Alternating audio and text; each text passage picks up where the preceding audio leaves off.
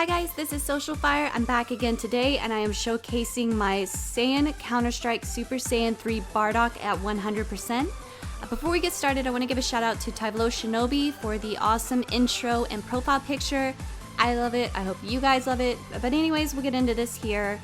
Again, as you can see, at 100%, his stats are 13,116 HP, 11,664 attack, and 8,875 defense. His leader's skill is Super Saiyan 3 category, agility, intellect, and physical type key +2, and HP attack and defense +40%. His super attack rebellion trigger causes supreme damage to the enemy and lowers defense, and his passive skill is attack +80% when performing a super attack, and defense +80% for 5 turns from the start of the turn. Hidden potential, I went with level 14 additional attack and level 12 critical. You may prefer to go with a little more critical, that's just what I went with. And then his link skills are Saiyan Warrior Race, Super Saiyan, Prepared for Battle, Experienced Fighters, Over in a Flash, Limit Breaking Form, and Fierce Battle. And then his 2 categories are Resurrected Warriors and Super Saiyan 3. So again, overall, I'm pretty happy about this unit. Pretty badass card art here, it looks awesome. So we'll get into it and see how well he does. And I'm going to be testing him on Boss Rush today, just Boss Rush 3, just kind of get a feel for how well he's going to perform, but nothing too difficult here. And I am running him on my super team, so going with, again, Agility Goku as my friend lead. He would do well on a Resurrected Warrior team, but I don't have Angel Gold and Frieza for a decent Resurrected Warrior lead, and then I'm still working on my Super Saiyan 3 team, so this is the setup I'm going with here. And we'll be up against another Super Saiyan 3 here with this boss.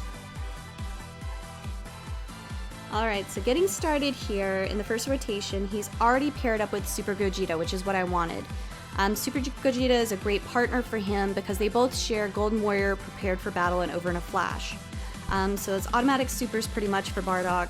And then they also share Super Saiyan, Experienced Fighters, and Fierce Battle, so they have several attack links and they'll benefit each other in this setup.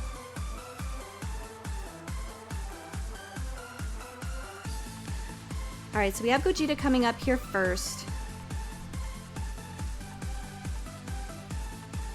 Okay, so Bardock's first super. Let's see how this does.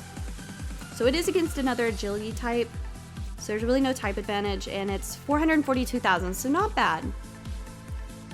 And then my boy Tech Fedito Blue finishing up here on this part. Other things to consider, if you don't have Super Gogeta, other ones that pair well with him are the Super Saiyan 3 Goku, the Spirited Offense, or Mystery Super Technique Super Saiyan 3 Goku, who is the Easy A. And then if you're fortunate enough to have LR Super Saiyan 3 Goku, he actually pairs well with him too.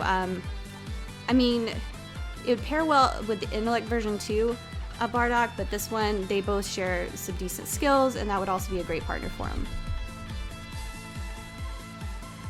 So I'm expecting to see decent numbers here. Some really good things about this unit. He can tank pretty well. He's great with taking damage, and then he also puts out decent damage, especially depending on the team setup you have. And he has great links, so it's not easy to find good, or it is easy to find good partners with him. And then, probably best of all, he's easy to max out. So if you're summoning on banners, his SR is really common, and you're probably going to find, I believe it's called A New Legend Begins Super Saiyan Bardock. You're going to see that often. It's easy to pick him up, so you don't really have to use Kai's to get his SA maxed out and get him at max level. As long as you're pulling on those banners, just kind of save them up.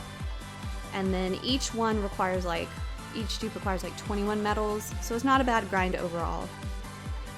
And then as long as you have a decent team, his event's not that hard either. So the grind for me took a little time, but again, wasn't too difficult. Alright, so getting here on his second super attack. Probably should have put him in the beginning so he could have tanked those attacks, but it's fine. Okay, so 954,000 on that one. Again, the numbers are improving. It's looking pretty good here. And that is against his strength type. So he did have a type advantage there. And then we have Super Saiyan 4 Goku now.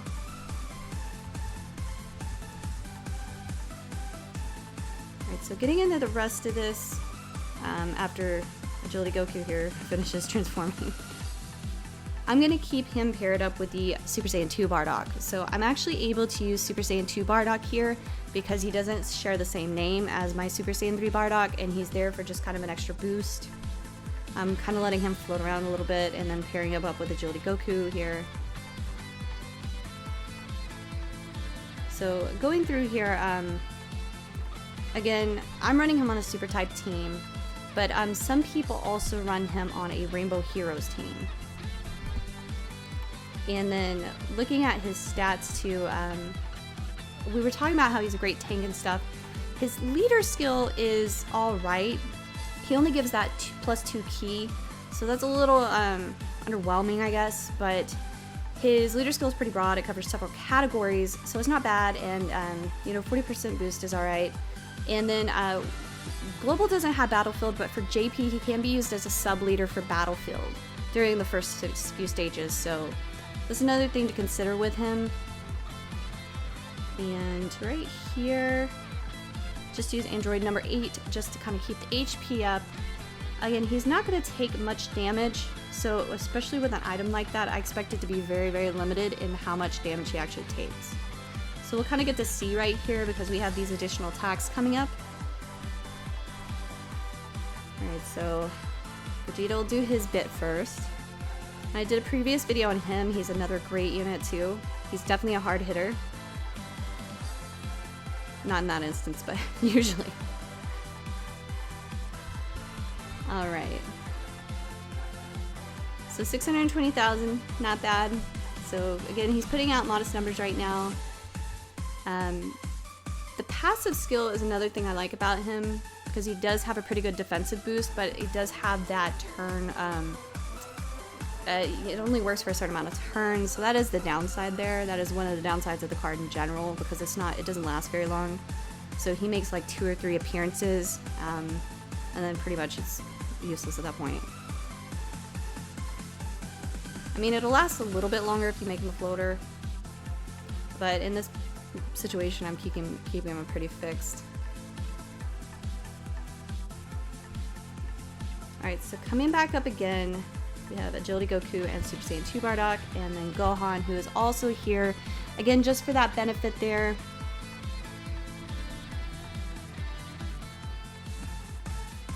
Alright, so we'll just kind of keep going through these rotations here. So that phase is finished. We'll keep fighting 80s Street Fighter looking Vegeta. That's what he reminds me of. So again, keeping him paired up with Super Gogeta. We'll kind of keep an eye. He's had a range as far as damage so far, but he's taking damage pretty well. So that's nice to see. I'm pretty sure if you run him on a better setup, you're going to see a much more damage output though. Alright, so coming up through here.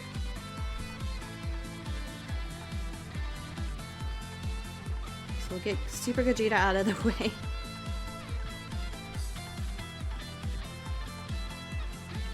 And then I actually love his super. I don't know if it's just me, but I really like his super attack. So 210,000, but there is a type disadvantage here.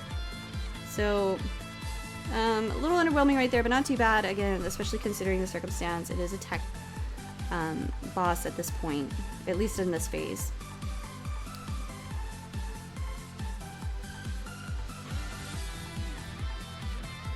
Alright. And we got another transformation from Agility Goku. That jerk who will never ever drop from me. I actually saw someone who had him rainbowed earlier, one of my friends, and I was like, I'm happy for that friend, but I'm so bitter because I can't even get 1 and he got like 5. At least 5. But still happy for him somewhat. Kind of.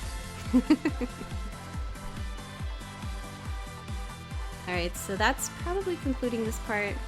We have one more phase left, I believe. I think. He went Super Saiyan 3. I always forget this part.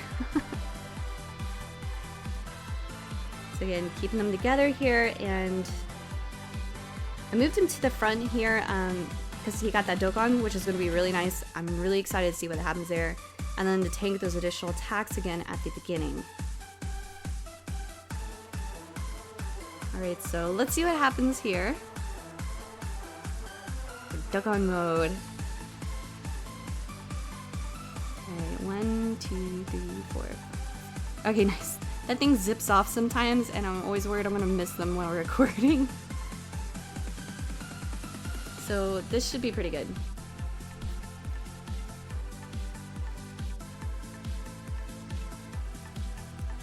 Alright, Rebellion trigger, and nice, 3 million. So that's really good. Even considering it has Dokkan mode going on, that's great. So we're seeing that he has, again, that pretty wide range as far as damage, but again, being a tank, he has a lot of usefulness on your teams. So I'm really excited about using him coming up, especially when I get my Super Saiyan 3 team completed. So he's kind of doing what I expected. He's a great unit overall. You know, he's going to be a good addition to different teams, especially we discussed if you do battlefield, things like that. So he's definitely worth maxing out. I don't know if I'd spend Kais on him, but just kind of save those copies of his SR until you're able to max him out. They drop often enough. It's definitely worth it. And it's worth the orbs in my opinion. I mean, at the beginning he does have kind of low base stats, but when you max him out in the potential system, it gives him a huge boost. So it really makes a difference. So if you're going to use him on your teams, definitely invest in it and get him maxed out, because he's going to be way better. I probably wouldn't invest in additional like dodge or anything, because it's not really needed, because he already gets a great defensive boost from his passive. So I would focus kind of on those additionals and criticals. Some people do, again, like to go with a little more critical. So some recommend like level 11 additional and level 15 critical. I personally try to go with the additional, just to kind of see a little more of what he's going to do. Alright, so we'll go ahead and use that just to keep the HP up, because I do not want to get KO'd here. And go ahead and put him in the middle so he gets links from both of these guys. And he shares a few with Super Saiyan 3 Vegeta here too, so up against another agility boss again. This will probably be his last super, if Gogeta doesn't finish it off, hopefully. I didn't consider that. Okay, good. So this should be the last attack here. Let's put an end to this, and nice, 338,000. Okay, so again, we saw a pretty wide range here. You know, final thoughts. Great tank. He's got great damage. He's very useful. So again, I would definitely invest the orbs in him. And if you guys use him pretty often, let me know in the comments what types of teams you use him on, what your overall thoughts are of him. And thanks again, guys, and I will see you next time.